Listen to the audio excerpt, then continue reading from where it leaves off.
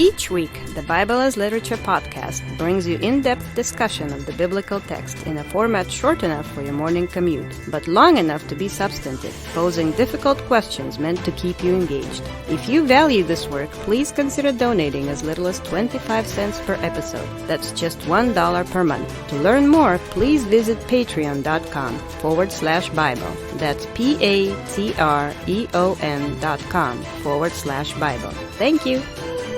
Hi, this is Father Mark Boulos with the Bible as Literature podcast.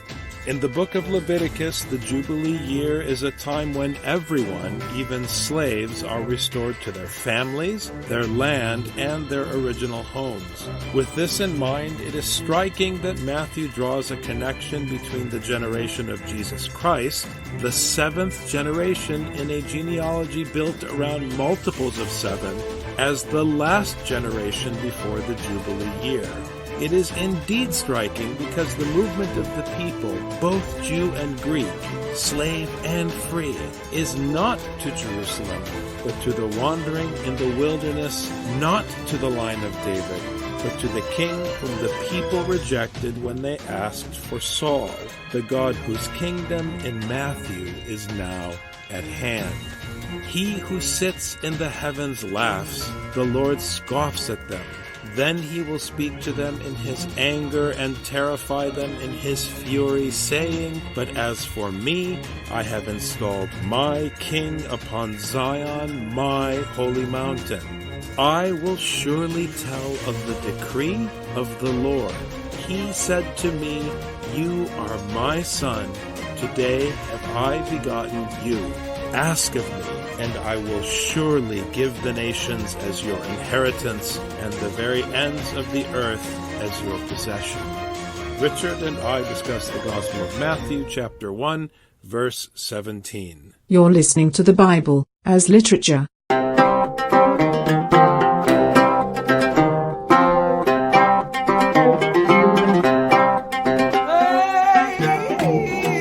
Hi, this is Father Mark Boulos. And this is Dr. Richard Benton. And you are listening to episode 228 of the Bible as Literature podcast. Throughout the course of our discussion of the Matthean genealogy, Richard, you have made the point that we cannot make any assumptions about the placement of names, the choice of names, the structure of the genealogy.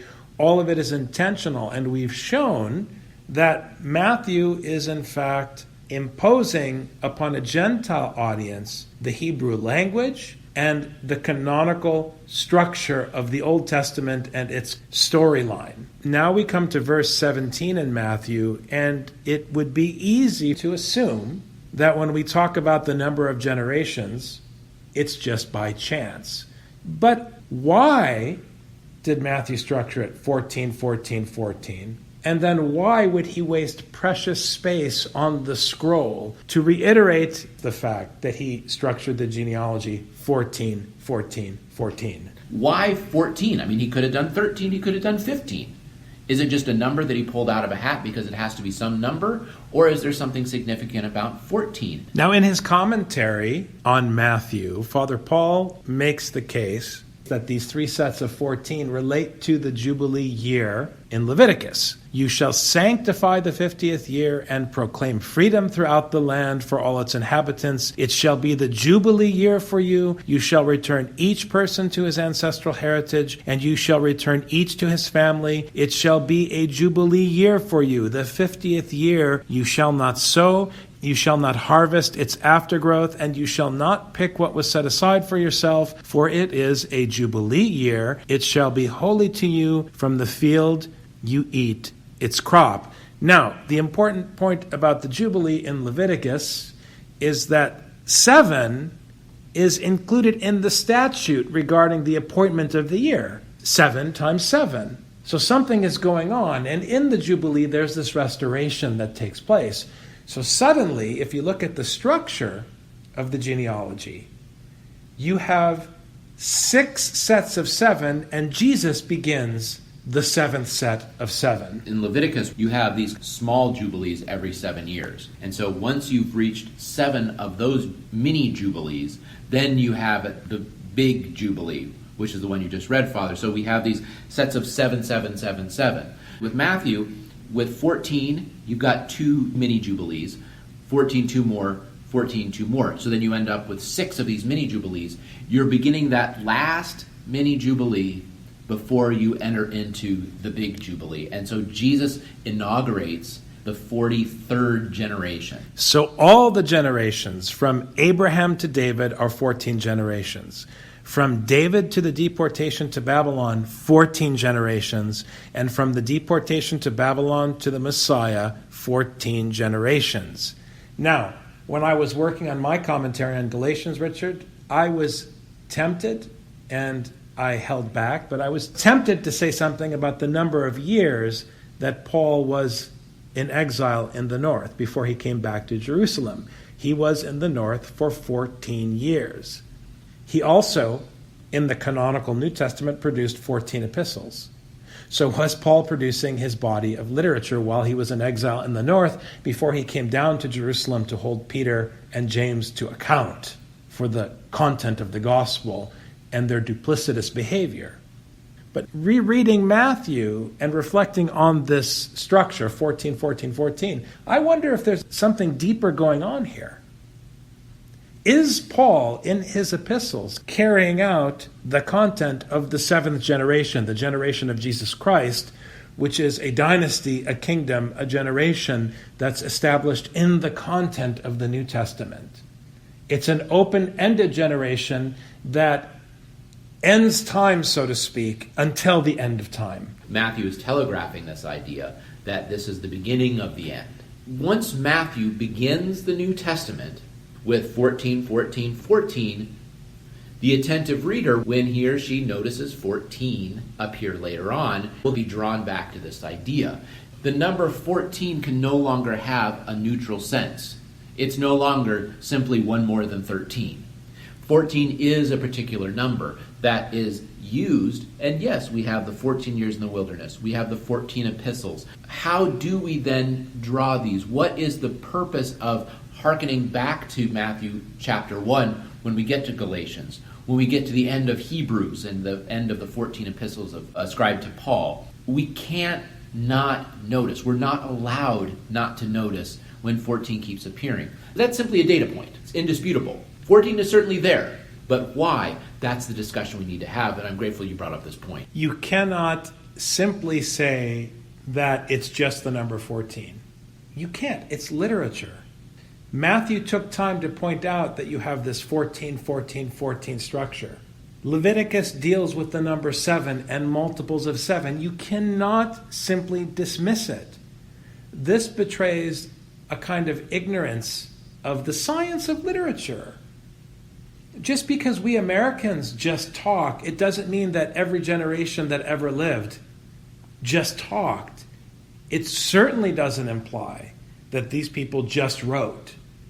The fact that you go on Facebook and just write does not mean that when you write on Facebook, you're a writer in the same way that these people were writers. This is a fallacy.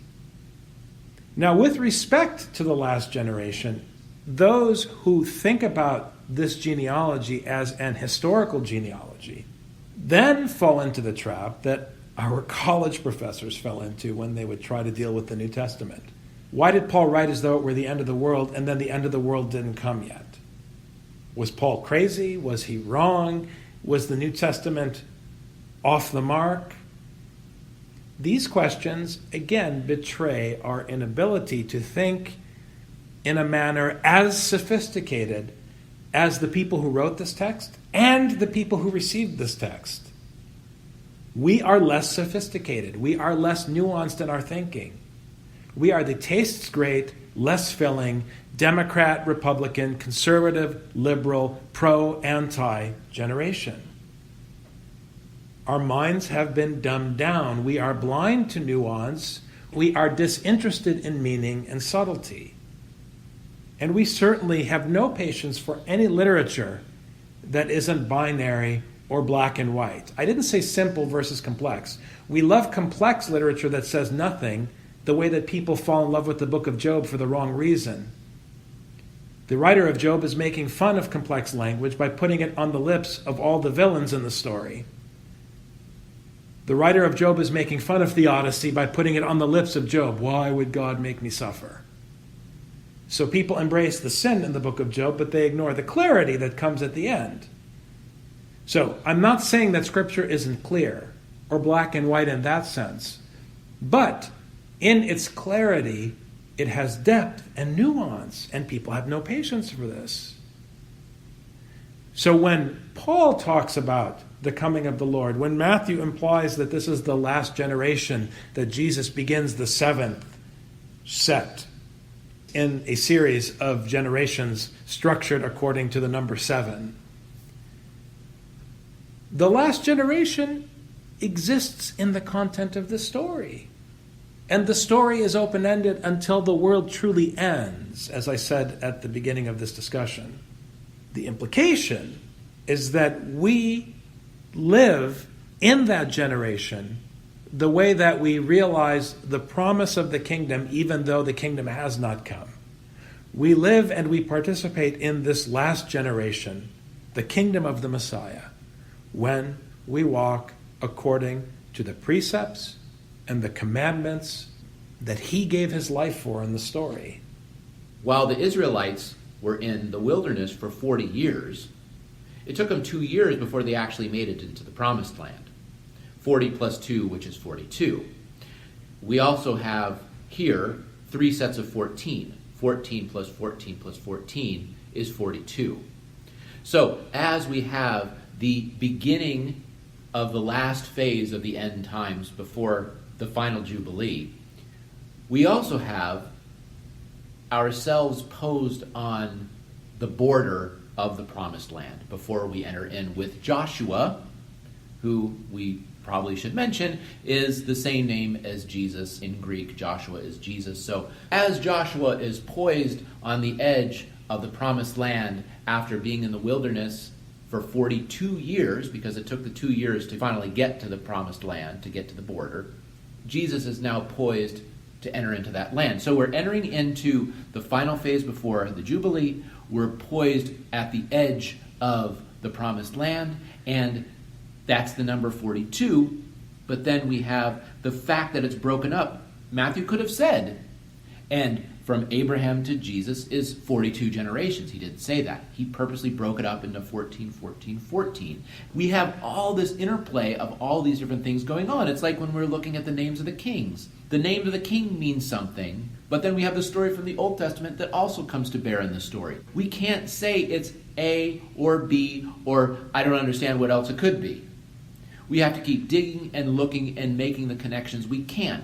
Maybe later on we'll find out that these connections were foolish and they don't make sense. I got no problem with that. But we have to lay them out on the table, and we have to tell the story of what we think is going on. Otherwise, we're not paying attention. The point about Joshua and Jesus is critical because it means that Matthew, a disciple in the Pauline school, is doing the same thing that Paul does in Romans. He is saving the Gentiles by putting them in exile together with the Jews. They are in the wilderness because it's only in the wilderness that God's kingdom can be established.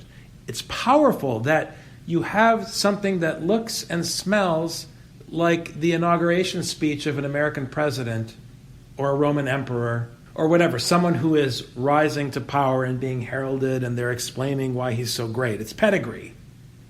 So you have this typical paradigm of this pedigree of the leader, of the ruler. But then what you're establishing looks nothing like what any ruler would establish. And when you draw these connections, you begin to understand what Leviticus is saying about the Jubilee year. It's not talking about the kingdom of Judah or the kingdom of Israel the way that we talk about these kingdoms or a united kingdom. It never was. There is no difference between the Old Testament and the New Testament. Remember that the Pauline school is a rabbinic school. They're not inventing something different. So a kingdom was established in the wilderness under the pillar of fire. The people were fed by bread from heaven. And now in the New Testament, Matthew is saying, to everyone, come join us in the wilderness. It's not a coincidence that we're going to find the family in Egypt here in just a few verses. Come join us in exile. Come on a trip with us to Egypt. Eat the bread that God provides. As we undo the choice of Caesar, and we undo the choice of Alexander, and we undo the choice of Shaul. Thanks very much, Dr. Benton. Thank you very much, Father.